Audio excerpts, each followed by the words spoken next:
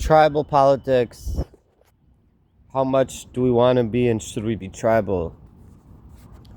How much are we always right and them always wrong is what I mean to ask. You know, it's biblically prohibited, meaning forbidden. You're not allowed to snitch on another Jew to the nations, like to the authorities. So if you're living in Judea and the Romans make it, a law that you're not allowed to study Torah, and your Jewish neighbor is studying Torah, and maybe you're Jewish but you're not studying Torah, or you are, whatever, you're not allowed to go into the Roman authorities and snitch and be like, yo, that guy is smoking weed. Studying Torah,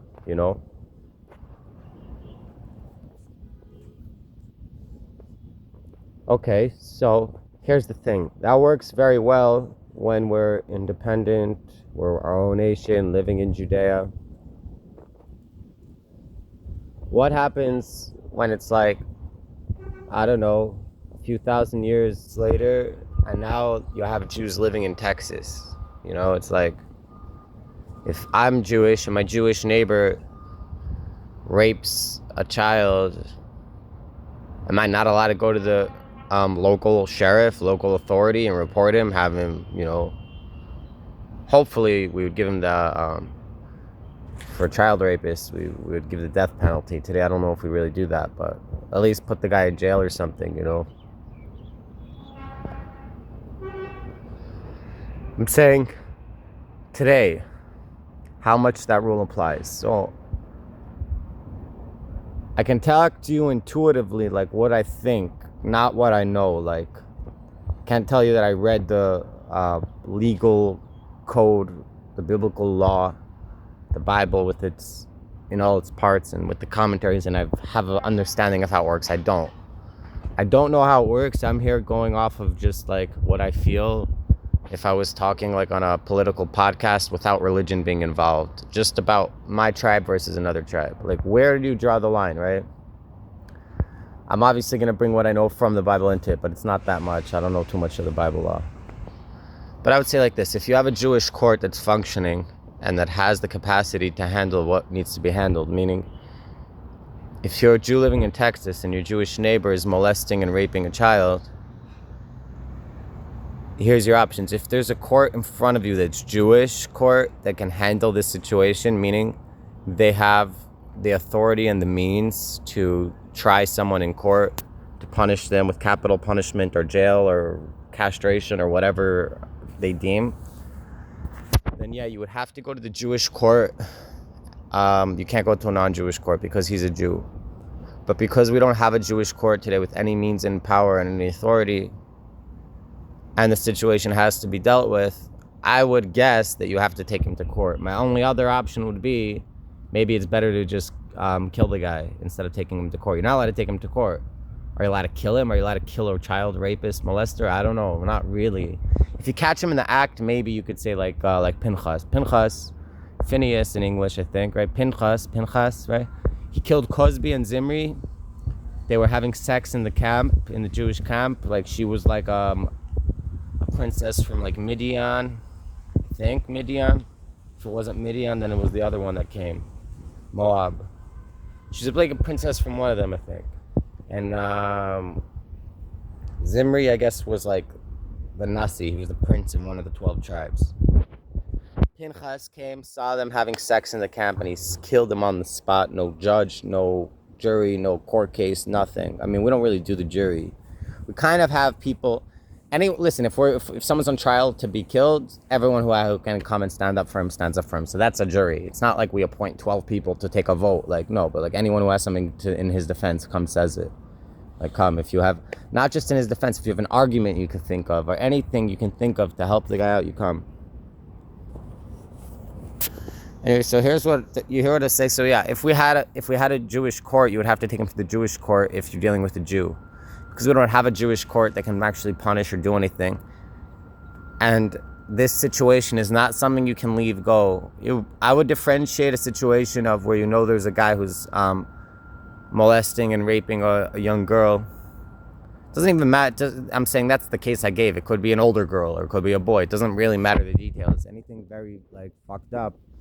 If you don't have a Jewish court that can handle it, and you can't handle it yourself for whatever reason. You don't want to go to jail for murder now because you killed the guy, right? Or you don't want to go to jail for aggravated assault because you castrated him, or whatever you did to him, right? You don't want to do that. So you can't go to Jewish court because we don't have one. You can't do it yourself because of the repercussions, or you don't have the means. I would guess, I'm not sure, but I would guess, yeah, so you have to go to the regular court. You have to call 911, report the guy, this guy's a molester, rapist. What other options do you have? You're not reporting him to the authorities. You're fucking dealing with a situation. Reporting to the authorities is when you take a Jew and you just give him over to the Goyim. In this case, you're doing that. You're taking a Jew and giving him to the Goyim, but you're not trying to give this Jew over to the Goyim. This Jew happens to be a fucked up situation that needs to be dealt with, that the Jews in their exile don't have the capacity to deal with, and if you deal with it yourself, you're gonna get in big fucking trouble. So right now, because there's another victim, like in my example, it's a young girl, but it can be an older girl, it can be an older guy, it could be a younger guy, it doesn't matter, a boy, it could be anyone being abused, and there's no way to handle it biblically in our generation. I mean, there is, but it would mess with the court system, meaning if a Jewish community got together and said, we're opening a biblical court, we're going to bring back court executions and all that. I don't know if they have the biblical authority to do such a thing, but let's say they did. I'm saying it would stir ruckus. It would stir ruckus. The world would not handle it. They'd be like, oh, it's like Sharia law, blah, blah, blah. We have to end this, right?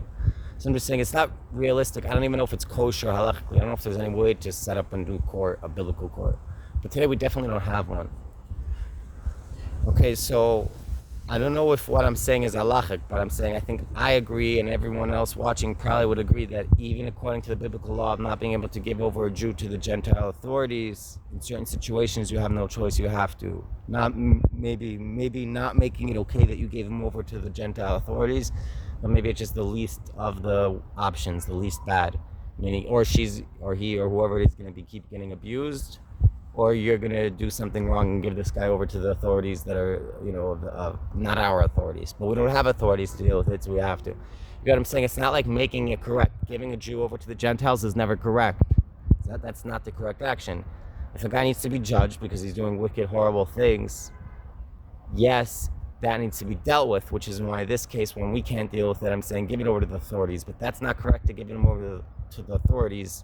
The correct thing is to handle it internally, to handle the Jew by ourselves, because we're the Jews and we're responsible for him and we handle it. And in prison, if you ever watch 60 Days In on A&E and YouTube or on TV, A&E, so they talk about this all the time, and I've seen this in other prison shows. Prison is all about tribalism. So in prison, you might be divided by your race, you might be divided by your religion, but you're going to be divided by something. In Israel, I've heard it's like Arabs and Jews, I think, But every prison system is divided. It's usually going to be white and black, and then Hispanic maybe, But they're going to have groups. Maybe in certain places it's based on religion. I think in America it's just based on race, and you are what you are. But here's the thing. If someone messes up, their own race has to deal with it. If their own race doesn't deal with it, that will start a prison race riot. A prison race riot, from what I understood from these shows, occurs when one of the races, let's say the white boys, have a problem. So one of their white boys, and they don't handle it. They don't either, kick him out of the block, meaning he can't be in this cell block, or they're going to kill him, so he moves. Or they just all beat the shit out of him and he moves, or they beat the shit out of them and let him stay. But pretty much, if there's a situation like where one of the white boys made trouble, the other white boys, meaning whoever runs the white boys and all his people, the whole group, they're supposed to beat this white guy up or kill him or get rid of him. And if they don't, then all the other groups now will take that as a disrespect to the system, to them and everything. And now there's going to be a race war and a race riot. So I'm saying even the prison system, which I'm not saying is correct, I'm just saying it's the most instinctive way of living, just living according to your instincts. Even the prison system accepts this. So you don't give your problems to the outside. If we have a problem with the white boy, we're not going to let the blacks deal with it. No, the blacks are going to make us deal with it. If we don't deal with it ourselves, then we're all going to have to deal with them. But as long as we deal with our internal problems, whenever they come up, us and the blacks, we're good. We're different, we're separate. I'm just talking about in prison race and stuff. You know, so I'm saying it's like that with the Jews in general and the other world. Like, we should handle our own shit. If we don't, we're gonna have to deal with that to the whole world. If we're not handling our own shit, we're gonna have to deal with the whole world, a world race riot. You know, as long as we handle our own shit, we should be fine. You know.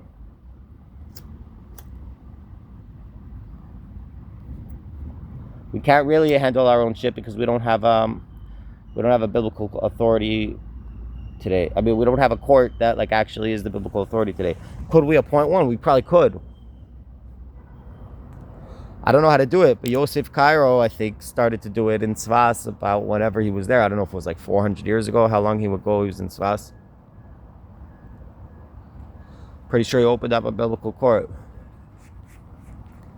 So anyways, when it comes to like tribal identity and tribal politics, is my side always right? In a way, yeah, I think so. I think if you're part of the tribe, yeah, there's a certain tribal identity. We don't hand over one of us to you guys or to whoever the other group is. And am I going to condemn my brother? I mean, if he's part of your group, again, like, maybe you would condemn him to his face, but not for others to see. You know what I mean? If my Jewish brother did something that I hold is wrong, yeah, I will tell him I have an obligation, in fact, to correct him and tell him. You know, but that doesn't mean that I'm gonna, or I should be, like, saying that in front of the Gentile. The Gentile doesn't need to be hearing that or involved in that. What about if the Jewish brother did something wrong, like in our example? Let's say he was raping a little girl. So let's say we handle that internally. Let's say we kill him, or I don't know what we do. Not kill him. I don't know what we do to him, but let's say we handle it internally, right?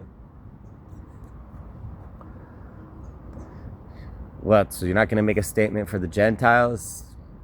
I'm just saying they need to know that justice was executed, taken care of, right? But again, that's different than them overhearing me condemn my brother. What they need to hear, that my brother was condemned, I guess they can know that, but they don't need to hear is what I'm trying to say. What I'm trying to say is what's between you and your brother is between you and your brother. And what's between the courts and not the courts, I mean the like general population of wherever you happen to be living, your host country. I'm not saying you don't have to be civil with them and explain to them the repercussions that were given and punishments and how the justice was met. I'm not saying you don't have to give it to them. Maybe you need to be civil so they have what they need, but I'm saying they don't need to really be involved. You're not doing it you're not punishing your brother in front of them to, you know, maybe you are. Maybe if they're the victim, they need to know that, you know. Anyways, why do I bring this all up? You know why I bring this all up? Because they say in Britain, like a huge percentage of Muslims wouldn't report their Muslim neighbor who's going to join ISIS. Yeah, that's like crazy though. Like in a way, like okay, like I don't know, like if you had a Jewish neighbor that was going to join ISIS and they were killing people, like would you call the FBI? Like, should you, halachically, Torah perspective? That's what I'm trying to address here. I'm trying to address what's the difference between us and the Muslims. That's what I'm trying to address, if you don't notice.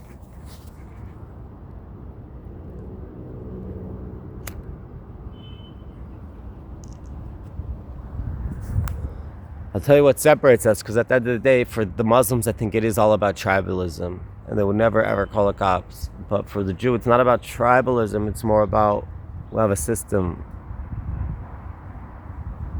And if that system's not working, you have to do something. You have to eventually, so you to call the FBI.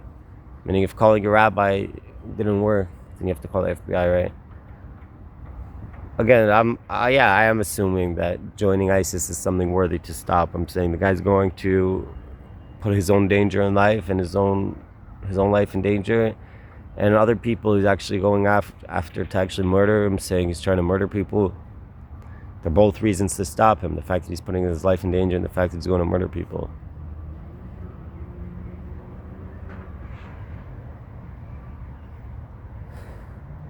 So, calling your rabbi is not going to work. Can you call 911 or call the FBI? My Jewish neighbor, I'm Jewish, my Jewish neighbor is trying to join ISIS. Can I call the FBI 911? So I'm saying, because we're not Muslims and it's not just about tribalism, us versus them, where you can't call 911. By us, I think you would have to call 911 because you have to do something. You don't have a way of handling within the Jewish communities. I mean, unless you do, if you could talk to the guy and talk him out of it, for sure do that before you call the FBI, for sure. If you're Jewish and your Jewish brother somehow got tied up with Al-Qaeda and he's trying to join ISIS or whatever, of course, sit down with the guy and talk to him, see if you could handle it without the FBI, because you're going to be a lot more productive and healthy than the FBI. If he's not going to listen to you in terms of more sheer power, willpower, force, whatever, who can actually handle the situation, yes, it's the FBI. It's getting to a point where it's out of your control and this guy's going to blow people up, you call the FBI. But if you just have a friend who's like having problems in life and he's thinking about Al-Qaeda and ISIS, I don't know why he is, maybe the medication the hospital is giving him is messing with his head. Yeah, I think you should talk to him and give him some love and see if you could tone things down. If you feel like the situation's out of your control, you should get help from his parents, his rabbi, his wherever, his what. But if the situation is not being contained and this guy's going to go shoot up a synagogue or a mosque or a church, you have to call the FBI. Of course, you have to call the FBI. There's nothing you can do to stop the situation. You can't say like, well, I'm not allowed to give a Jew over to the authorities. You're not giving a Jew over to the authorities. You are stopping a situation by any means necessary. And if you don't have the means yourself, saying, what are you going to do? Catch him on the way and shoot him? You go to jail for the rest of your life. You wouldn't be able to prove nothing. You know what I'm saying? Like, there's really nothing. What are you going to do? Sit in front of a jury and say, I can't call the cops because I'm not allowed, because he's Jewish and I'm Jewish, so I shot him on the way, and here's all the evidence that he was on the way to go kill all these people. I'm saying, I don't know, like, okay, fine, if that's what you think is the proper thing to do, I mean, at least, I don't know, it's a little retarded. I think you would accept that Jews, we would call the cops. And that's what I'm trying to say. That's what separates us from the Muslim world, where they wouldn't call their cops if their friend was trying to join ISIS or Al-Qaeda or whatever, because for them it's all about tribalism, us versus them. I'm trying to say Judaism, that's not why we don't call the cops and Jews. It's not tribalism, us versus them. You're not allowed to. You're not allowed to. Maybe it's because God wants us to be tribalistic, is exactly what I'm saying. But I'm saying it's more like ethically rooted. It's not just us versus them. No, we have a set of rules how things work. You're not allowed to give a Jew over to the nations, to the Gentiles, to the Akum. Akum is Oivdei Kachamim v'Mazalis, worshippers of stars and constellations.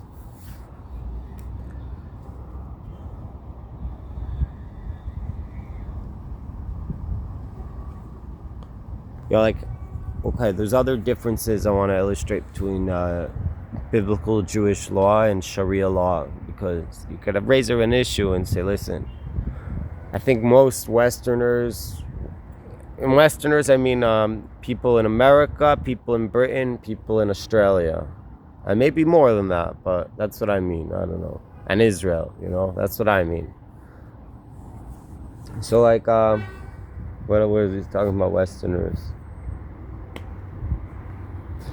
Westerners, I think, would mostly agree that Sharia law is incompatible with Western civilization, and we cannot have Western civilization with Sharia law, and that Sharia law has to be banned. Like if a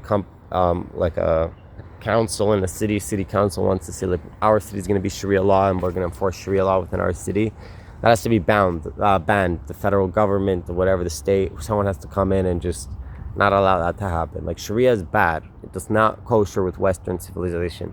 This is what I think most people in Western civilization would agree on.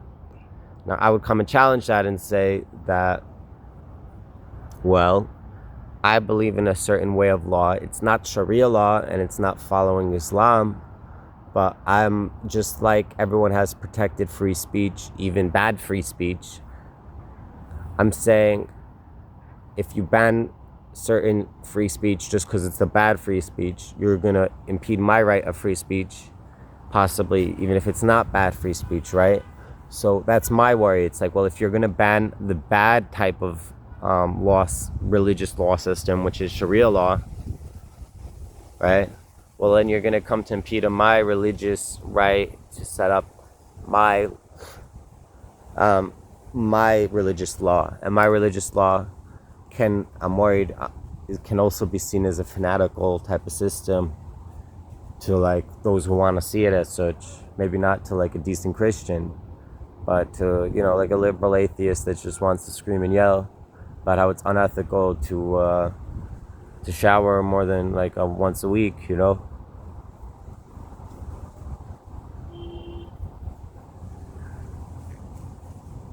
So here's the thing. Obviously, there are countries with Sharia law, so we don't really have this issue, meaning I'm not trying to impose biblical Judaic law in the United States. I want to impose it on Israel, so that shouldn't really be a problem. No one can argue with me, moral ethics, whatever. Dude, all the neighbors here have Sharia law. I'm doing Sharia law the Jewish way instead of the Muslim way. I'm doing it the original way. It's not Sharia, it's Torah. And yeah, no one can have issue with me. The problem is, like, what happens if there's like a town in America like Lakewood, New Jersey, or Brooklyn, New York, or a subsection of Brooklyn, or like, and they're like, yo dudes, we also want Torah law, bro. We're also gonna have like our own court system. That's where it gets tricky, and that's where Americans are gonna have to deal with this issue. It's like, I think the Americans and like Europe is slowly also now, I think like Western culture, Christianity is making a decision.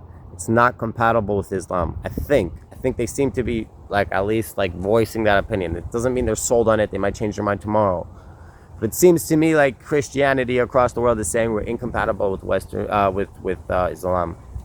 So my question is, are they going to say the same thing with Judaism? If they do, I'm saying to me that's a pathetic twist on things, because they claim to be Judaic. No, they have to really twist that we're not Judaic and they have a different Judaic, but they'd have to open it up to source text and become scholars. They have to learn Hebrew for that. So let's teach the Goyim Hebrew and see if we can come to a better discourse, see if we can really talk about theology and stuff without relying on things that have been told, things this, now. No, like actually just opening up the Bible, written and oral.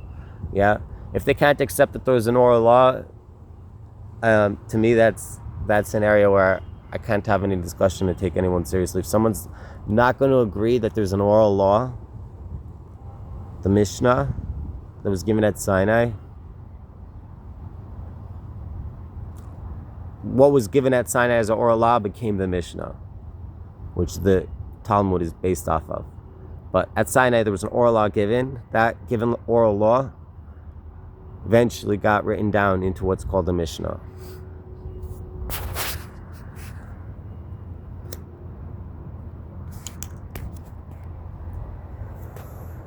Charlie Kirk talks about his Christianity. Charlie Kirk, may your soul be elevated. Charlie, I have a lot of love for you, and I bless you and your family, Charlie. A lot of love for you, Charlie, and I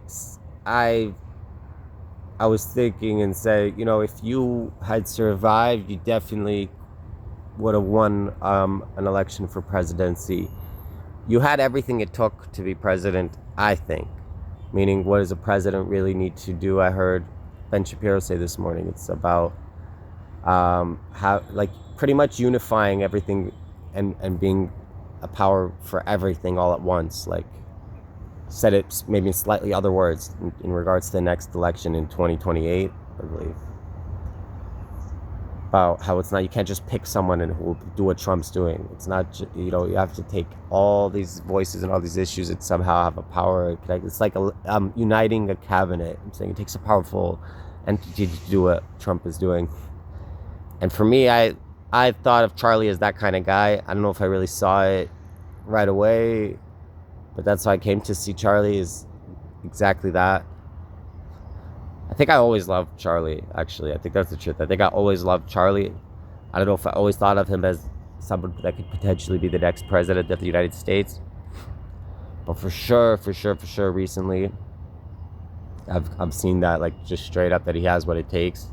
He could do exactly what Trump's doing. He's perfect. He's young.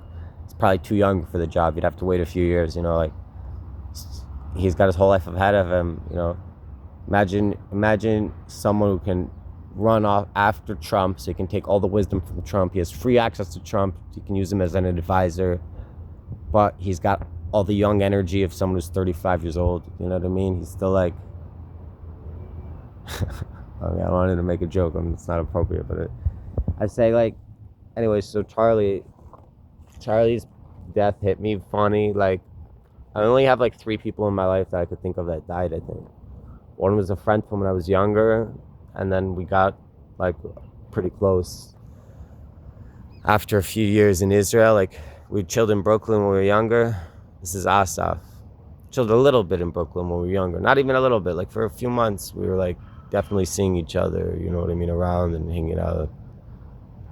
But in Israel, a few years later, we met up again. We got pretty close. And one day, I think he shot himself with a different mutual friend from back in the day. He's gone. That other dude was also from like New York, from back in the day. He was in Israel, in the army. He had his gun in his apartment. From what I heard, Asaf took that gun and shot himself in the apartment. Crazy. My grandfather died. I don't know if I really felt too much, if I knew or understood. I don't know. I mean, I wasn't a kid. I was like 17 and 18. I don't know. Saying he wasn't so close to me. This is my mom's dad. And then my mom's mom died. My grandma also, like, it was like an hour and a half, not even. I was probably 40-minute bus ride from the funeral. I didn't go. They buried her in Israel. They both got buried in Israel? Yeah. Yeah, but my grandfather, I went to the funeral in Canada, in Toronto, and they buried him in Israel. My grandma was already here, but I didn't go to the funeral. So I'm saying, I don't know how much I really felt about those deaths, and I don't know if I had other deaths in my life, really. But Charlie, like, I don't know why it really hit me. But it's, it's like, because I had big hopes for Charlie, and I really liked what he was doing, and I felt like he's making a very positive impact on the United States, which affects the world.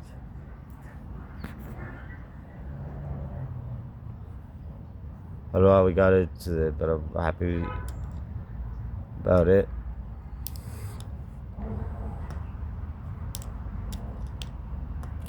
So Charlie speaks about open fist and closed fist questions, meaning when he's talking to Christians, he has certain topics that he can talk about just for like the fun, and he said it doesn't really matter what the other person believes. And the examples he gave is like the Eucharist, which I'm not sure I know what the Eucharist is. I think it has to do with the body of Christ and the cracker, when they eat the cracker and drink the wine, like eating his body and drinking his blood. I think that's the Eucharist. I'm not sure. But anyways, he mentions the Eucharist as being like something that doesn't really matter what the other Christian believes about it. He'll still respect him as a Christian and have the conversation with him, and respect him as a Christian. He said there's closed fist, which he has he can't even begin the conversation with someone. And one example of that he gave is the divinity of Jesus, So for me, like, that's also a closed fist. Like, I couldn't have an actual conversation with Charlie Kirk even if I wanted to, because he believes, like he smartly said, the divinity of Jesus is a closed fist question. He won't have a honest, real conversation, whatever, with anyone who doesn't accept the divinity of Jesus. And I can't, and I won't with anyone who does accept the divinity of Jesus. So it's a closed fist question for both of us. So I was not on the same page with Charlie Kirk as in a religion, and he would say the same. He would say that Yoel is not on the same page as me, right? Because of this issue, which is a closed-fisted issue, which is the divinity of Jesus. You want to know what I believe about Jesus? I can whitewash and make you a beautiful painting of Jesus that could be an acceptable Jewish view, but it's not going to include the divinity of Jesus in any way. Although, I'll tell you, there's a story that runs around of a certain Hasidic rabbi, that said about another Hasidic rabbi. We have to find it. You could try to, ask the system and see if you can get the names and dates. But he said about another Hasidic rabbi, that's the Yud Hey and Vav Hey walking around with a Shtreimel and a Bekeshe, or Kapata or whatever, That is the Yud Hey and Vav Hey, the Hashem, the name, the God, walking around with the hat the furry hat and the long coat, long jacket. What he meant was that, I think, like, I have no idea what he meant, but let's try to break it down. Like, first of all, everything is God. Everything is God. It's a firm belief. Ein od milvado means there's nothing besides him. How is there room for creation, right? So Kabbalists talk about like creation, and nothing really changes in creation. It's just in creation where there's change. But in God, there's no change. God is, right? But we could still talk about God within creation, after creation, where we can see change taking place. Even though it's not God before creation, it's not saying it's the same God, but we're talking about God within creation, which itself is a mystery, that God was what God did. The Kabbalists talk about making tzimtzum, which is translated as constrictions, so like constrictions of light. The analogy my rabbi gave me explaining this to me in New Jersey a few years ago, it was Shlomo Alexander Pollock from Lakewood. What he talked about, like, if you have like the energy field place where they make the electricity centers, what's it called, the electric power plants, like you see them in the forest sometimes, and then you have the wires coming out of the electric power plant, and they go through, like, I don't know if it's called a transistor or something, but it like makes the power less. So like the power coming out of the power plant is a lot of power, and to go into the wires, it has to like be constricted into a smaller amount of power. So it goes through this thing, which I think is called a transistor, but it might be called something else. And it lowers how much the voltage, the output is going in before it can go into the wires, and then when it gets into like a neighborhood, it's going to do the same thing, or when it goes into a house, it's going to do the same thing. Each time like it's going through a wire, there's like this transistor thing or whatever it's called that like lowers the output of the voltage, so it doesn't fry the system. And like when you're applying an appliance in that's like 220 volts or 220 watts or whatever, like your basic appliance, like I don't know, like a little kumkum to make tea, a tea kettle, you plug it in an electric tea kettle, plug it into the wall. Saying if you plugged it in directly to the power source at the power plant, if you just try to like connect that wires to wherever is generating the electricity, the whole thing would blow up. It would just like kaput. It wouldn't work. It's too much power, It would just blow. The wires would get fried maybe. I don't know what would happen, but I'm saying it would be too much. You can't plug a light bulb into a power plant. You need like a system of constrictions. So that's how he explained it to me. It's called tzimtzum, constrictions. The Kabbalists talk about, there's all kinds of poetic language, which is not to be taken literally, because God is not light, and God is not creating space within him, but there's metaphors that are given to understand certain concepts, with the expectation that once you understand the concept of something, the metaphor is given up. And you just have the wisdom behind it, which is much higher. And then hopefully you'll get some grasp as much as possible without the metaphor itself, just with the wisdom behind it. So a metaphor would be like God separated from the light, kind of. He like made a hollow space within the light, right? So like, what does that mean? Again, we said the light is not God. God is not light. It's a metaphor, right? And creating a space within himself, again, like, what does that mean, creating a space within himself? It's not literal.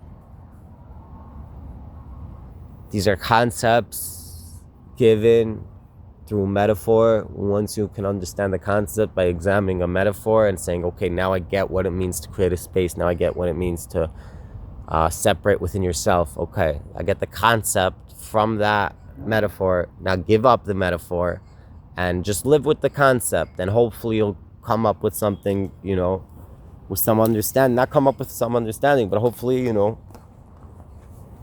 know, that's what it means. But you don't live in the metaphor, for sure not.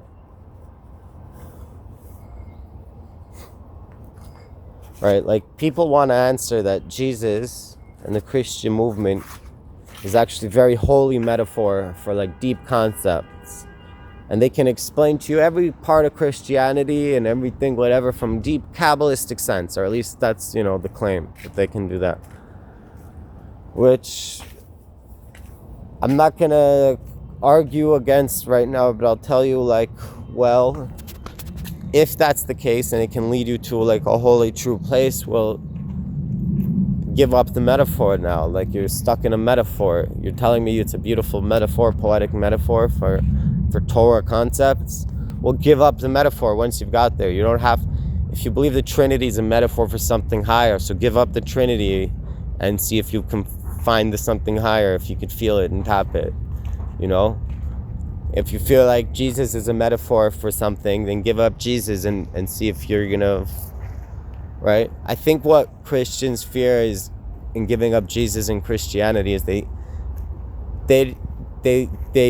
lack the awareness that they're stuck in a metaphor, and they think that the thing they're seeking is the metaphor.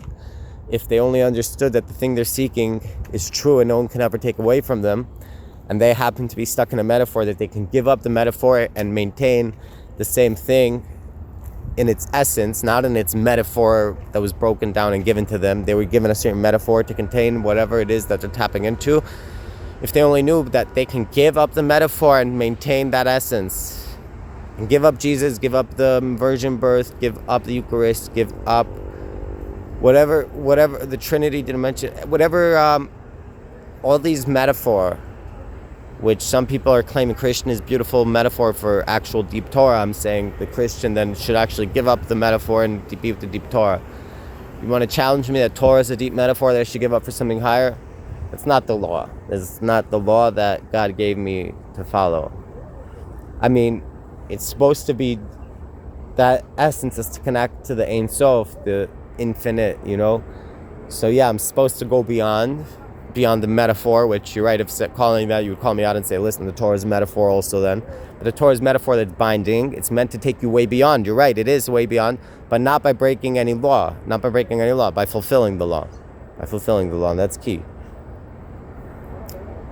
Alright, l'chaim to successful lives. God bless you, Charlie Kirk. God bless America. God bless Christianity. God bless Muslims. May we all see the truth, and may we be unified and blessed together. One people under God. L'chaim.